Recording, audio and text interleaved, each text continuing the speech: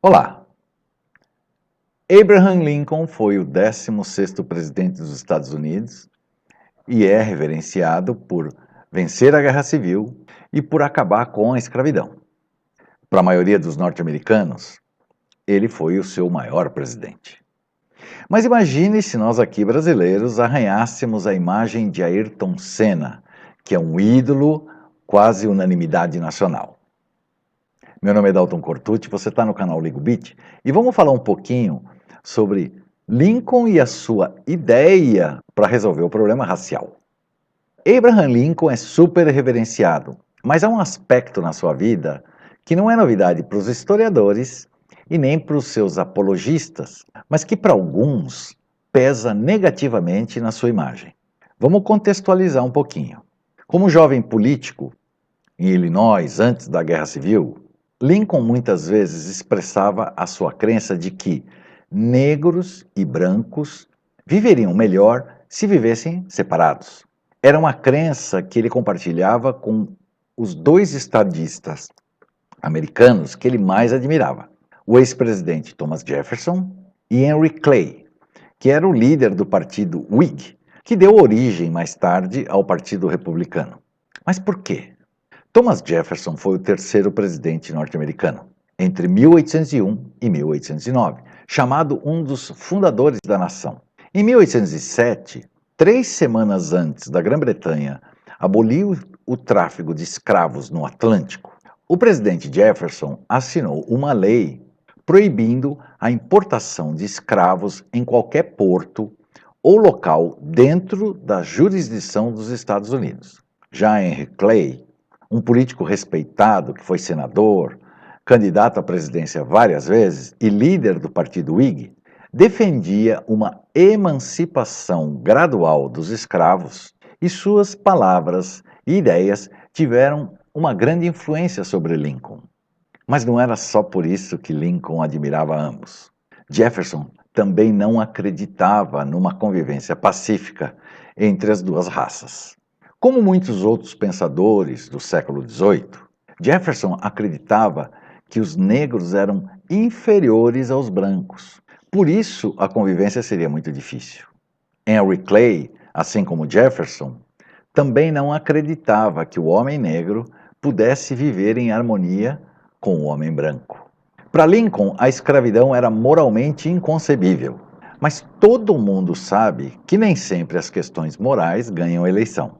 Durante a sua campanha ao Senado em 1854, ele debateu com um candidato à reeleição, o senador Stephen Douglas, e seus discursos mostram um pouquinho das ideias, às vezes contraditórias, sobre a questão racial.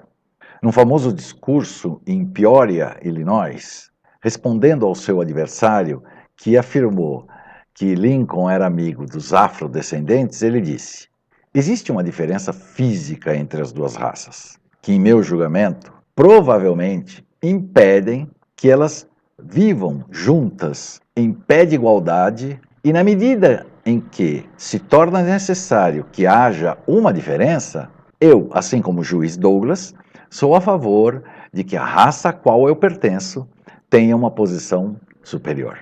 Muitos dizem que isso foi apenas uma forma política de angariar votos dos que eram a favor da escravidão. Mas é notório que existe uma ideia fixa em Lincoln sobre a impossibilidade de brancos e negros conseguirem viver juntos em igualdade de condições. Essa ideia está enraizada de tal forma na América que quando a gente acha que ela está se dissipando, ela volta com uma volúpia surpreendente, como agora, na morte do George Floyd. Agora liga o beat. Você já ouviu falar na Libéria, que é um país da África, mas talvez você não saiba que a Libéria foi colonizada por ex-escravos norte-americanos. Rapidamente eu vou te contar uma historinha que depois a gente emenda com o nosso tema principal. No começo do século XIX, muitos proprietários de escravos dos estados do norte começaram a libertar os seus escravos, ou a vender a liberdade para aqueles que pudessem comprar.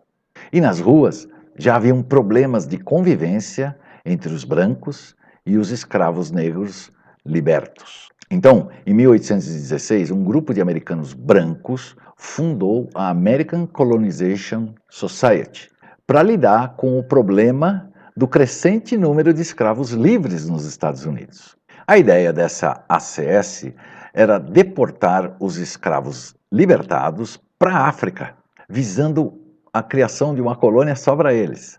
Depois de algumas tentativas de assentamento, eles finalmente conseguiram, em 1821, comprar de líderes tribais locais as terras que hoje está a Libéria. Vários grupos de ex-escravos foram para lá, inclusive escravos que eram pegos pela Marinha norte-americana em navios que faziam comércio clandestino no Atlântico. E assim a colônia foi crescendo e se tornou independente em 1847, bem antes de Lincoln se tornar presidente. Esse projeto de colonização também contou com fundos federais, impulsionados pelo presidente da época, James Monroe, daí a capital da Libéria ser Monrávia, em sua homenagem. Dentre os fundadores da ACS estava Henry Clay, e entre os apoiadores da ideia de colonização estava Thomas Jefferson, ambos muito admirados por Lincoln. Esse projeto de deportação voluntária, diga-se, ou colonização, não saía da cabeça do Lincoln, porque poderia ser a grande saída para o problema da convivência. Durante toda a sua carreira política, de tempos em tempos, ele resgatava essa ideia. Para ele, a colonização poderia elevar o status da raça negra, provando que negros, em uma comunidade separada e autogovernada, era capaz de fazer com que eles progredissem e serem felizes. Mas essa ideia, embora inteiramente racional, era totalmente impraticável. Os afrodescendentes, quase todos nascidos e criados nos Estados Unidos, não tinham o menor desejo, a menor vontade de ir para a África.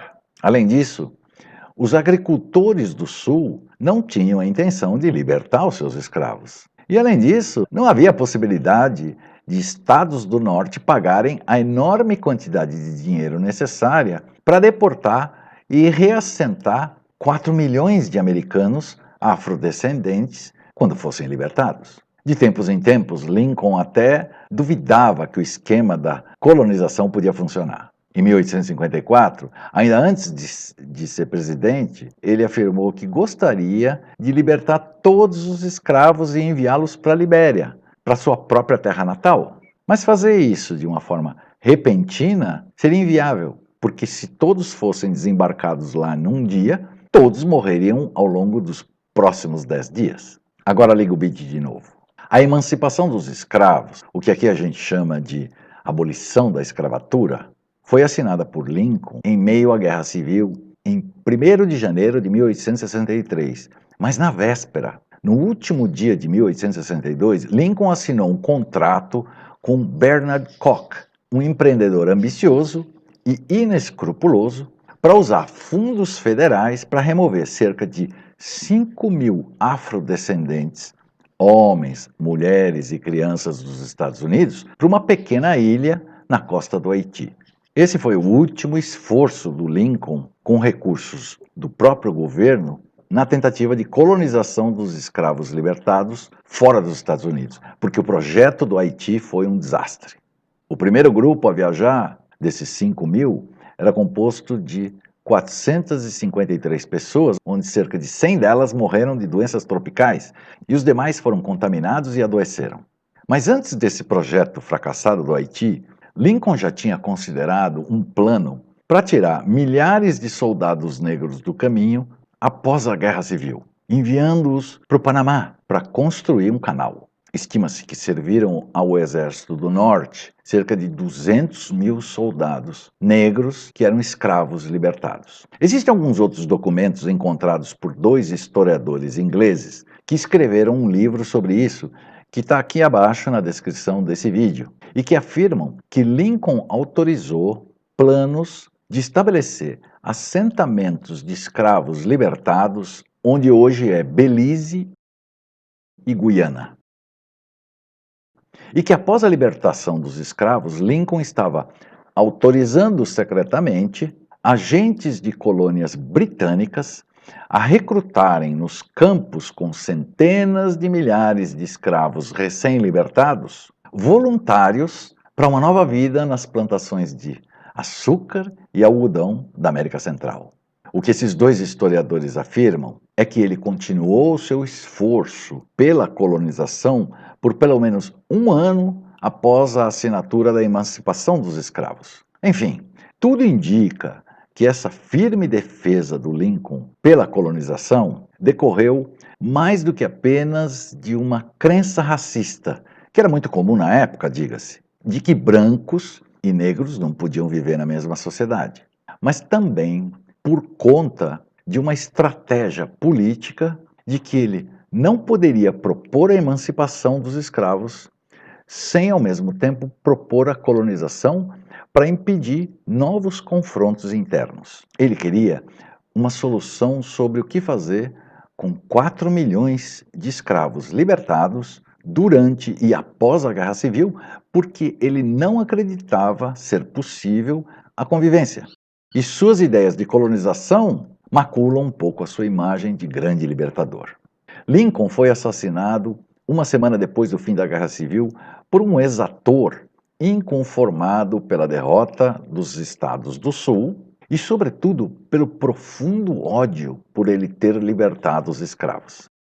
Ninguém tira o grande mérito de Lincoln por ter abolido a escravidão, mas é inegável que ele antevia que esse mesmo ódio pelo qual ele foi assassinado perduraria, e parece que, de alguma forma, ainda perdura na mente de muitos norte-americanos. Se você gostou, me ajude a gerar mais vídeos, se inscrevendo no canal, clicando no sininho, aquelas coisas todas que você já sabe. Tchau!